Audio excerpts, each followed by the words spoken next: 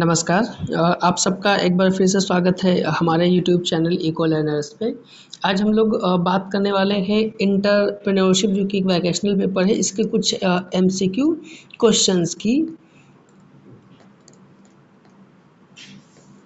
तो अगर आप चैनल पे पहली बार हैं तो चैनल को सब्सक्राइब और वीडियो को लाइक करना मत भूलिएगा।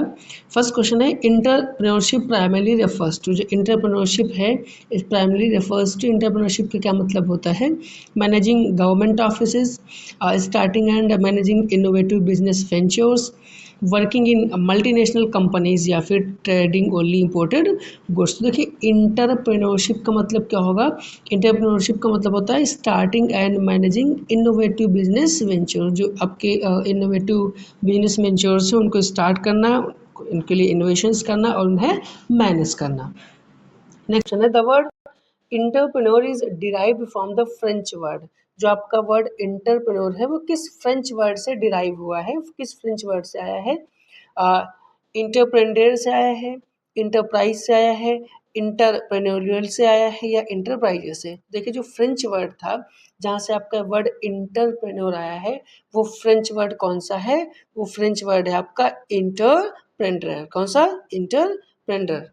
Next question, which of the following is not an entrepreneurial trait? निम्न में से कौन सी इंटरप्रेन्योरियल ट्रेट नहीं है? ट्रेट का मतलब ऐसे क्या होता है? ट्रेट का मतलब होता है कैरेक्टरिस्टिक्स, है ना। निम्न में से जो बिलो मेंशन है इसमें से कौन सी इंटरप्रेन्योर की ट्रेट या कैरेक्टरिस्टिक्स नहीं है? पहला, risk taking ability, creativity, resistance to change, या फिर लीडरशिप। तो देखिए जो रिस्क टेकिंग एबिलिटी है वो भी इंटरप्रेन्योर के अंदर होती है, क्रिएटिविटी भी होती है एंड लीडरशिप होती है। क्या नहीं होगा? रेसिस्टेंस टू चेंज नहीं होगा। किसके अंदर? इंटरप्रेन्योर के अंदर। Next question, an entrepreneur is mainly motivated by. जो एक इंटरप्रेन्योर होता है वो मेनली किससे मोटिवेट होता है? जॉब सिक्योरिटी से, फिक्स्ड सैलरी से, इनोवेशन एंड प्रॉफिट से, या सोशल स्टेटस ओनली? तो देखिए अभी बात की थी इंटरप्रेन्योर कौन था? वो पर्सन था जो इनोवेशंस करता था, मैनेज करता था, नए स्टार्टिंग्स करता था। तो जो इंटरप्रेन्योर है वो मेनली किससे मोटिवेट होगा? वो मोटिवेट होगा इनोवेशन एंड प्रॉफिट से। कहाँ से? इनोवेशन एंड प्रॉफिट से। Next question, which economist introduced the concept of entrepreneurship as innovation? कौन से इकोनॉमिस्ट ने, है ना, entrepreneurship as an innovation concept को इंट्रोड्यूस किया था? एडम स्मिथ ने, जेबीसे ने, जोसेफ सुम्पेटर ने, या डेविड रिकार्डो ने? देखिए ये कॉन्सेप्ट किसने इंट्रोड्यूस किया था? ये इंट्रोड्यूस किया था जे सुम्पेटर ने। सुम्पेटर की इकोनॉमिक्स में इनोवेशन थ्योरी है। कहाँ पर? इनकी इनोवेशन थ्योरी आपको पढ़ने को मिलेगी कहाँ? प्रॉफिट वाले चैप्टर में। प्रॉफिट चैप्टर में इनकी इनोवेशन थ्योरी है। ये किसने दी थी? जोसेफ सुम्पेटर ने दी थी। Next question, entrepreneurship contributes to economic development. जो इंटरप्रेन्योरशिप है वो इकोनॉमिक डेवलपमेंट में कंट्रीब्यूट करता है थ्रू किसके जरिए से करता है?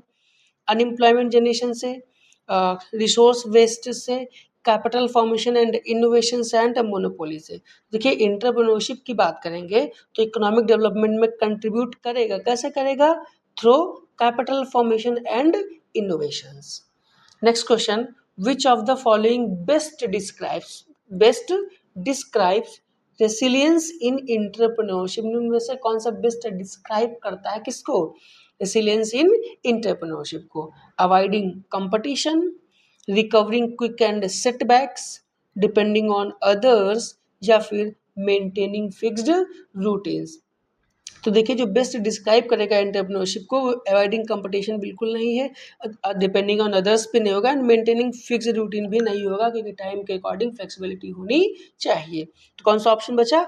Recovering quick and set back, जल्दी से रिकवरी करना और सेट बैक करना।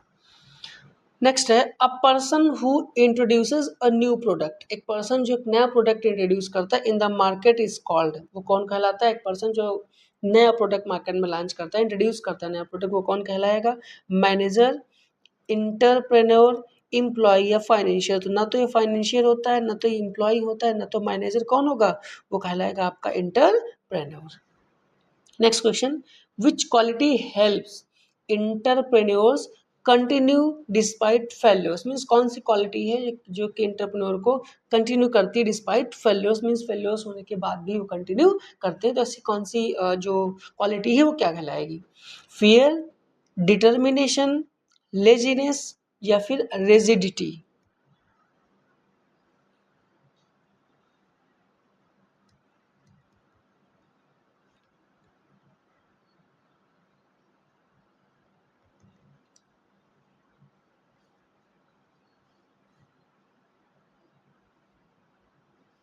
क्या कहलाएगा? फियर, डिटर्मिनेशन, लेजीनेस या फिर रिजिडिटी कहलाती है। ठीक है, तो देखिए फियर तो नहीं होगा, क्योंकि अगर फियर होगा तो फिर वो कंटिन्यू नहीं करेगा। लेजीनेस भी नहीं होगा, रिजिडिटी भी नहीं होगी, तो कौन सा ऑप्शन बचा? डिटर्मिनेशन। ये एंटरप्रेन्योर का डिटर्मिनेशन ही होता है कि फेल्योर के बाद भी क्या करता है? कंटिन्यू रखता है। नेक्स्ट क्वेश्चन कि इंटरप्रेन्योरशिप हेल्प्स इन, इंटरप्रेन्योरशिप किसमें हेल्प करती है? रिड्यूसिंग एम्प्लॉयमेंट, एम्प्लॉयमेंट रिड्यूस करने में, इंक्रीजिंग इम्पोर्ट्स ओनली, केवल इम्पोर्ट इंक्रीज करने में, generating employment opportunities, employment opportunities generate करने में, या फिर डिस्करेजिंग इंडस्ट्रियल ग्रोथ। तो देखिए डिस्करेजिंग डिस्करेजिंग तो नहीं हो सकता, क्या होगा? रिड्यूसिंग अनएम्प्लॉयमेंट, अनएम्प्लॉयमेंट रिड्यूस भी नहीं करता है, इंक्रीजिंग इम्पोर्ट भी नहीं होता, क्या होगा? Generating employment and opportunities. एक एंटरप्रेन्योर क्या करता है ना? एम्प्लॉयमेंट अपॉर्चुनिटीज को जनरेट करता है। नेक्स्ट है ethics in entrepreneurship refers to. जो एथिक्स हैं, एथिक्स का मतलब क्या होता है? कहाँ? एंटरप्रेन्योरशिप में इलीगल बिजनेस प्रैक्टिसेस, तो इलीगल बिजनेस प्रैक्टिसेस नहीं होगा। Moral principles guiding business decisions, tax evasion, कर की चोरी, कर से बचाओ, मोनोपोली प्रैक्टिसेस भी नहीं हुआ। क्या हुआ? Ethics in entrepreneurship means moral principle guiding business decisions, वो मॉरल प्रिंसिपल्स जो बिजनेस डिसीजंस को गाइड करते हैं। नेक्स्ट है social responsibility of entrepreneurs includes. जो सोशल रिस्पॉन्सिबिलिटी है एक इंटरप्रेन्योर की, वो क्या इंक्लूड करती है? Environmental protection, exploitation of labour, exploitation को इंक्लूड नहीं करेगी, ब्लैक मार्केटिंग भी नहीं होगा, होर्डिंग, होर्डिंग का मतलब होता है गुड्स को अपने पास स्टोर करके रखना, तो ये भी नहीं होगा। सोशल रिस्पॉन्सिबिलिटी क्या है एक इंटरप्रेन्योर की? कि वो अपने बिजनेस के साथ साथ, अपने इनोवेशंस के साथ साथ इन्वायरमेंटल प्रोटेक्शन पे भी ध्यान रखें। Next question, which government initiative promotes entrepreneurship in India? Means government का कौन सा इनिशिएटिव ऐसा है जो इंडिया में इंटरप्रेन्योरशिप को प्रमोट करता है? Startup India, green revolution, operation flood या डिजिटल सेंसस। तो ग्रीन रिवॉल्यूशन देखिए हाई यील्ड वैरायटी सीड से रिलेटेड था, है ना? ये एग्रीकल्चर से है। और आपका ऑपरेशन फ्लड किसके साथ है? ये आपका मिल्क के साथ है, वाइट रिवॉल्यूशन, है ना? और जो स्टार्टअप इंडिया है, स्टार्टअप इंडिया का नाम सुना होगा आपने, स्टैंड अप इंडिया का नाम सुना होगा आपने, स्किल इंडिया का नाम सुना होगा आपने, है ना? ये सब प्रोग्राम्स किसके लिए थे? ये सब इंटरप्रेन्योरशिप स्किल्स को डेवलप करने के लिए थे। Next question, women entrepreneurship is important. जो विमेन इंटरप्रेन्योरशिप है वो इम्पॉर्टेंट है बिकॉज, क्यों? Because it reduces economic participation, क्योंकि इकोनॉमिक पार्टिसिपेशन रिड्यूस करती है, इनकरेजेस डिपेंडेंसी, डिपेंडेंसी को इंक्रीज करती है, प्रमोट इंक्लूसिव इकोनॉमिक ग्रोथ, क्योंकि वीमेन का पार्टिसिपेशन क्या करता है? It promotes inclusive economic growth. ये हमारा जो इंक्लूसिव इकोनॉमिक ग्रोथ है उसे प्रमोट करती है। डिस्करेज इनोवेशन, तो डिस्करेज भी नहीं होगा। नेक्स्ट क्वेश्चन कि which of the following is an example of social entrepreneurship? कौन सा एग्जाम्पल है किसका? सोशल इंटरप्रेन्योरशिप का। Opening a luxury mall, providing affordable health care solutions, speculative trading या होर्डिंग इसेंशियल कमोडिटीज। तो देखिए होर्डिंग इसेंशियल कमोडिटीज भी नहीं होगा, स्पेकुलेटिव ट्रेडिंग भी नहीं हो सकता, and opening a luxury mall भी नहीं होगा। क्या होगा? सोशल इंटरप्रेन्योरशिप का मतलब क्या होगा? कि providing affordable health care solution, जो अफोर्डेबल हेल्थ केयर सोल्यूशन से लोगों को प्रोवाइड करना सोसाइटी के लिए। नेक्स्ट है opportunity recognition means, opportunity recognition का मतलब क्या होता है? Ignoring market changes, market changes को इग्नोर करना, identifying potential business possibilities, reducing production या अवॉइडिंग इनोवेशंस। देखो अपॉर्चुनिटी रिकॉग्निशन का मतलब होता है अपॉर्चुनिटी को पहचानना, रिकॉग्नाइज करना। मतलब क्या होगा? आइडेंटिफाइंग पोटेंशियल बिजनेस पॉसिबिलिटी, जो आपकी पोटेंशियल बिजनेस पॉसिबिलिटीज हैं उनको आइडेंटिफाई करना और उस पर काम करना। नेक्स्ट है which source provides entrepreneurial opportunities, कौन सा सोर्स इंटरप्रेन्योरियल अपॉर्चुनिटीज को प्रोवाइड करता है? Technological changes, market demand, consumer problems या ऑल ऑफ द अबव। तो देखिए जो इंटरप्रेन्योरियल अपॉर्चुनिटीज प्रोवाइड करता है कौन? टेक्नोलॉजी चेंज होती है तब भी कई बार इंटरप्रेन्योर जो होते हैं, जो नई टेक्नोलॉजी आने वाली है उस अपॉर्चुनिटी को ग्रैब करके उसमें काम करते हैं तो बेनिफिट मिलता है।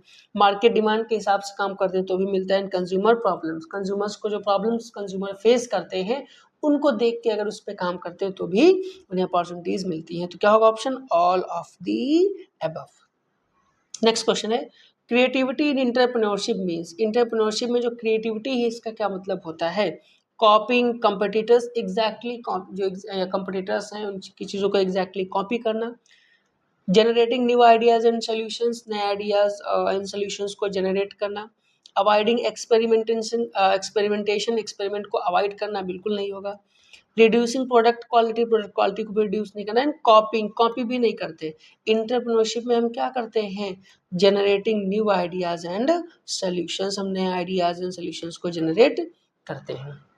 नेक्स्ट है brain storming is a technique. Brain storming क्या है? टेक्निक है यूज फॉर, जो किसके लिए यूज करी जाती है? Cost accounting, generating innovative ideas, tax planning या रिक्रूटमेंट ओनली। देखिए ब्रेन स्टॉर्मिंग जो एक टेक्निक है ये यूज करी जाती है जनरेटिंग इनोवेटिव आइडियाज में। कहाँ? नए नए इनोवेटिव आइडियाज को जनरेट करने में। नेक्स्ट क्वेश्चन कि इनोवेशन डिफर्स फ्रॉम इन्वेंशन। देखिए इनोवेशन जो है ये डिफरेंट होता है आपके इन्वेंशन से। कहे से is a difference between innovation and innovations. Because क्यों होता है डिफरेंस? क्योंकि इनोवेशन क्या होता है? Has no commercial application. Innovation की हम बात करें, इनोवेशन में has no commercial application. Innovation converts ideas into practical use. Innovation क्या करता है? आइडियाज को प्रैक्टिकल यूज में कन्वर्ट करता है। Innovation is purely theoretical, innovation पूरी तरीके से थ्योरेटिकल है। And it avoids technology, technology को अवॉइड करता है। तो दोनों ऑप्शंस नहीं होंगे, ऊपर के ऑप्शंस बचे। अगर हम इनोवेशन और इन्वेंशंस की बात करें तो इनोवेशन क्या करता है? Innovation convert ideas into practical use. क्या करता है? ये आइडियाज जो हैं आपको उनको प्रैक्टिकल यूज में कन्वर्ट करता है। नेक्स्ट क्वेश्चन है which of the following is not a source of business ideas. Means कौन सा एक बिजनेस आइडियाज का सोर्स नहीं है? Consumer feedback, market research, government policies या फिर सुपरस्टिशंस। देखिए जो कंज्यूमर फीडबैक है ये भी आपका बिजनेस आइडिया है। Market research is also an business idea and government policy is also an business idea. जो आपका सुपरस्टिट्यूशंस है ये आपका क्या है? बिजनेस आइडिया नहीं है। Next question short analysis. Short analysis आप सब ने पढ़ा होगा है ना, शॉर्ट के बारे में जो हमारी strength, weakness, opportunities and threat से रिलेटेड है ना। तो short analysis is used for, इसका यूज कहाँ किया जाता है, किस लिए यूज किया जाता है? मेजरिंग इन्फ्लेशन, इन्फ्लेशन मेजरमेंट करने के लिए किया जाता है। इवेल्युएटिंग बिजनेस अपॉर्चुनिटीज के लिए किया जाता है। टैक्स कैलकुलेशन के लिए किया जाता है या ऑडिट अकाउंट्स के लिए। तो देखिए शॉर्ट एनालिसिस का यूज किया जाता है इवेल्युएटिंग बिजनेस अपॉर्चुनिटीज के लिए। Next question in SWOT analysis O stands for. SWOT analysis में ओ का फुल फॉर्म क्या होता है? देखिए शॉर्ट एनालिसिस जो है आपका SWOT, इसका मतलब है स्ट्रेंथ। इसका मतलब क्या होता है? स्ट्रेंथ या स्ट्रेंथ है ना। ये क्या है? ये आपका वीकनेस है, ये आपकी वीकनेस है। और ओ का मतलब होता है आपकी अपॉर्चुनिटीज। क्या होता है? अपॉर्चुनिटीज। और टी का मतलब थ्रेट। ठीक है, तो ओ का मतलब क्या होगा आपको? अपॉर्चुनिटीज। नेक्स्ट क्वेश्चन कि which factor is most important while assessing business viability. जब हम बिजनेस वायबिलिटी एसेस कर रहे होते हैं तो कौन सा फैक्टर सबसे ज़्यादा इंपॉर्टेंस रखता है? Market demand, fashion trend only, political rumours या पर्सनल इमोशंस। देखिए जब हम बिजनेस की वायबिलिटी एसेस कर रहे होते हैं तो सबसे ज़्यादा इंपॉर्टेंस रखता है कौन? Market demand. Next question risk in entrepreneurship refers to. Entrepreneurship में जो रिस्क होती है उसका क्या मतलब? It refers to guaranteed profit. ये गारंटीड प्रॉफिट रेफर करती है। गारंटीड प्रॉफिट में रिस्क नहीं होता। अनसर्टनिटी के रिस्क का मतलब ये क्या? Uncertainty of outcome. जो भी इंटरप्रेन्योरशिप ने जो भी डिसीजन लिया है उसे मार्केट में लेके आए तो ज़रूरी नहीं है ना, कि कोई फिक्स आउटकम ही मिले, उसमें अनसर्टेनिटी हमेशा होती है। नेक्स्ट क्वेश्चन है कि which of the following is an internal source of business? कौन सा एक इंटरनल सोर्स ऑफ बिजनेस है? से कौन सा इंटरनल सोर्स ऑफ बिजनेस है? Customer complaints, employee suggestion, government policy changes या फिर ग्लोबल ट्रेंड्स। देखिए जब हम बात करेंगे ना इंटरनल सोर्स की, तो अगर कोई ऑर्गेनाइजेशन है उसका जो इंटरनल सोर्स होगा, इंटरनल सोर्स कौन होगा? कस्टमर, तो उसके एक्सटर्नल्स होते हैं। इंटरनल सोर्स कौन होगा? एम्प्लॉय का सजेशन, एम्प्लॉय जो भी सजेशंस देते हैं वो उनके internal source of business ideas होते हैं। नेक्स्ट है इंटेलेक्चुअल प्रॉपर्टी राइट्स, जो आपका आईपीआर है, इंटेलेक्चुअल प्रॉपर्टी राइट्स प्रोटेक्ट, ये क्या प्रोटेक्ट करते हैं? फिजिकल प्रॉपर्टी ओनली, केवल फिजिकल प्रॉपर्टी को, क्रिएटिव एंड इनोवेटिव वर्क्स को, गवर्नमेंट एसेट्स को या लेबर यूनियंस को। तो देखिए जो आपका इंटेलेक्चुअल प्रॉपर्टी राइट्स है ये प्रोटेक्ट करता है किसी के इंसान के क्रिएटिव एंड इनोवेटिव वर्क्स को। अगर कोई इंसान नया कुछ करता है, क्रिएटिव इनोवेटिव करता है, तो क्योंकि उसकी अपनी ओन वर्किंग होगी, उसे कौन प्रोटेक्ट करेगा? वो करेगा आपका इंटेलेक्चुअल प्रॉपर्टी राइट्स। नेक्स्ट है अ पेटेंट, जो पेटेंट होता है वो प्रोटेक्ट करता है किसे? ब्रांड नेम को, लिटरेरी वर्क्स को, इन्वेंशंस को या म्यूजिकल कंपोजिशंस और लीगो। देखिए जो पेटेंट है ये पेटेंट आपका प्रोटेक्ट करता है किसको? इन्वेंशंस को। किसको करेगा? ये इन्वेंशंस को प्रोटेक्ट करेगा। नेक्स्ट है अ ट्रेडमार्क प्रोटेक्ट, ट्रेडमार्क किसको प्रोटेक्ट करेगा? अभी हम लोगों ने पेटेंट की बात की, आईपीआर की बात की, ट्रेडमार्क साइंटिफिक डिस्कवरीज को करता है, business symbols and brand identity को करता है, इंडस्ट्रियल मशीनरी को करता है या अकाउंटिंग सिस्टम को करता है। देखिए जो ट्रेडमार्क होता है ना, ये ट्रेडमार्क किसी business symbols and brand identity को प्रोटेक्ट करता है। जैसे टाटा है, महिंद्रा है, इनका अपना ट्रेडमार्क है, ये उसको प्रोटेक्ट करेगा। नेक्स्ट है कॉपीराइट प्रोटेक्ट। अब कॉपीराइट किसे प्रोटेक्ट करते हैं? इन्वेंशंस को, आर्टिस्टिक एंड लिटरेरी वर्क्स को, ट्रेड सीक्रेट्स को या इंडस्ट्रियल डिजाइंस को। तो देखिए कॉपीराइट किसको प्रोटेक्ट करते हैं? कॉपीराइट प्रोटेक्ट करेंगे आर्टिस्टिक एंड लिटरेरी वर्क्स को। किसको? आर्टिस्टिक एंड लिटरेरी वर्क्स को। नेक्स्ट है कि ट्रेड सीक्रेट्स इंक्लूड, जो आपका ट्रेड सीक्रेट्स हैं ये क्या इंक्लूड करते हैं? पब्लिक एडवर्टीजमेंट्स को, कॉन्फिडेंशियल बिजनेस इंफॉर्मेशन को, गवर्नमेंट पॉलिसीज को या पेटेंट डॉक्यूमेंट्स को। तो ट्रेड सीक्रेट्स जो हैं वो आपके इंक्लूड करते हैं किसको? ये इंक्लूड करते हैं कि ये ट्रेड सीक्रेट्स है ना, तो किसको करेंगे? सीक्रेट का मतलब होता है confidential. It includes the confidential business information, से क्या करते हैं? कॉन्फिडेंशियल बिजनेस इंफॉर्मेशन को इंक्लूड करते हैं। Next question, which organisation is regulates patents in India? India में पेटेंट्स को कौन ऑर्गेनाइजेशन रेगुलेट करता है? आरबीआई करता है, सेबी करता है, कंट्रोलर जनरल ऑफ पेटेंट्स करता है या नाबार्ड करता है? तो देखिए पेटेंट को कौन करेगा? वो करेगा कंट्रोलर जनरल ऑफ पेटेंट्स। कौन करेगा? Controller general of patents. Next the duration of copyright protection, जो कॉपीराइट प्रोटेक्शन की ड्यूरेशन है इन इंडिया जनरली एक्सटेंड्स। जो कॉपीराइट अगर किसी ने अपना लिटरेरी या वर्क ऐसा किया है तो उसको कॉपीराइट कराता है, तो कॉपीराइट कितने सालों तक एक्सटेंड रहेगा, कितने सालों तक उसका कॉपीराइट रहेगा? कब तक रहेगा? 10 ईयर्स के लिए, 20 ईयर्स के लिए, life time of authors plus specified period years या 5 ईयर्स। तो देखिए जो कॉपीराइट प्रोटेक्शन है ये रहता है लाइफ टाइम ऑफ ऑथर या स्पेसिफाइड ईयर्स तक रहता है कुछ इंसान का कॉपीराइट। नेक्स्ट है which of the following encourages entrepreneurial success? निम्न में से कौन सा इनकरेज करता है इंटरप्रेन्योरियल सक्सेस को? फियर ऑफ फेल्योर, फेल होने का डर, एडॉप्टेबिलिटी, रेसिस्टेंस टू लर्निंग या डिपेंडेंसी, है ना? तो देखिए ना तो डिपेंडेंसी होती है ना तो रेसिस्टेंस टू लर्निंग होती है। क्या करती है? एडॉप्टेबिलिटी जो है उसको इनकरेज करती है, मोटिवेट करती है कि अगर फ्यूचर में कोई चेंज आ भी जाएगा then we have to adopt it and we have to adjust ourselves according to the market. Means उनके अंदर एडॉप्टेबिलिटी होती है ना, यही उन्हें इनकरेज करती है। नेक्स्ट है entrepreneurs are known as, entrepreneurs को और किस नाम से जाना जाता है? Wealth consumers only, economic change agents, tax collectors या पब्लिक एडमिनिस्ट्रेशन। तो देखिए ना तो पब्लिक एडमिनिस्ट्रेशन होते हैं, ना टैक्स कलेक्टर होते हैं, ना तो वेल्थ कंज्यूमर्स होते हैं। ये लोग वो होते हैं जो ने क्या कहा जाता है, इकोनॉमिक चेंज एजेंट्स कहा जाता है, इन्हें रिस्क बियरर भी कहा जाता है, इन्हें रिस्क टेकर भी कहा जाता है ना। यही लोग होते हैं जो रिस्क टेक लेते हैं, जो रिस्क बियर करते हैं, है ना, कुछ चेंज लाते हैं बड़े लेवल पे, ठीक है। नेक्स्ट है फिजिबिलिटी स्टडी हेल्प्स। जो फिजिबिलिटी स्टडी है वो हेल्प करती है, किस में करती है, इवेल्युएटिंग बिजनेस प्रैक्टिकलिटी में, प्रिपेयरिंग एनुअल अकाउंट्स ओनली में, रिड्यूसिंग टैक्सेस में, या मैनेजिंग इंपोर्ट्स में। देखिए ना तो मैनेजिंग इंपोर्ट होगा, ना तो रिड्यूसिंग टैक्सेस होगा, दो ऑप्शंस बचे, है ना। तो जो फिजिबिलिटी है, फिजिबिलिटी क्या करेगी, ये इंक्लूड करेगी बिजनेस प्रैक्टिकलिटी को, ये क्या करेगी, इवेल्युएट करेगी आपके बिजनेस प्रैक्टिकलिटी की।